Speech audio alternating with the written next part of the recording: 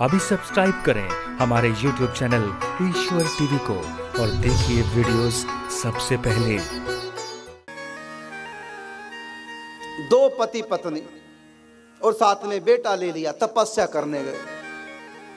अब तीनों तपस्या कर रहे हैं, बड़ी कठिनाई से सालों तपस्या करके भगवान को रिझाया। पहले महिला के पास भगवान गए, मांगो क्या मांगना है। महिला ने मांगा मैं सुंदर बन जाऊं, मैं बहुत सुंदर बन जाऊं। ठीक है, जाओ तुम सुंदर बन जाओ। एकदम अप्सरा जैसी सुंदर बन गई। उधर से राजा निकले, राजा ने पसंद कर लिया, सुंदर थी, बैठा लिया घोड़े उस पे, हाथी पे अपने सामने, चल मेरे साथ मेरी पत्नी बनना। वो भी चल दी, इतनी सुंदर बन गई, युवा बन गई, चल दी राजा के साथ। इतने में पति के पास भगवान पहुंचे, क्योंकि तीनों तपस्या करे थे। पति के पास पहुंचे, हाँ वरदान मांगा। क्या वरदान मांगा कि वो जो जा रही है हाथी के आगे बैठ के, हाथी के ओहदे पर राजा के साथ, उसका मुंह कुतिया जैसा हो जाए। भगवान ने कहा ए मस्तु, तुरंत तो कुतिया की तरह होगी, भौं भौं करने लगे। राजा ने तो धक्का दिया, अरे कोई चुड़ैल आ गया, धक्का दे के हाथी से नीचे गिरा दिया। अब रोए, अब वो कुतिया आई पति के पास।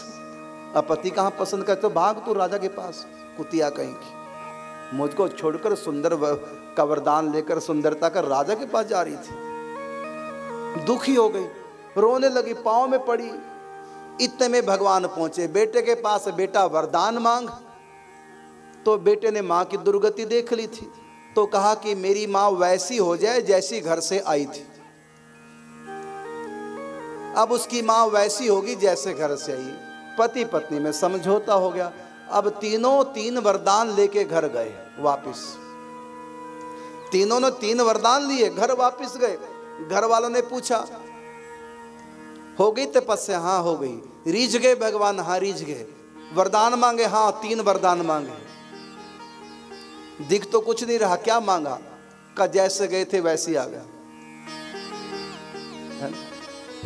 तो जिनमें लक्षण सही नहीं है, कहने का मतलब जिनके लक्षण ठीक नहीं है, वो भक्ति भी करेंगे तब भी खाली ही लौटेंगे, कुछ हाथ लगने वाला नहीं है। जैसे घर से गए वैसे घर आ गए, मांग भी लिया वरदान, रिझा भी लिया, तपस्या हो गई, सब कुछ, लेकिन हाथ कुछ नहीं आया। जैसे घर से निकले वैसे वापस घर आ गए।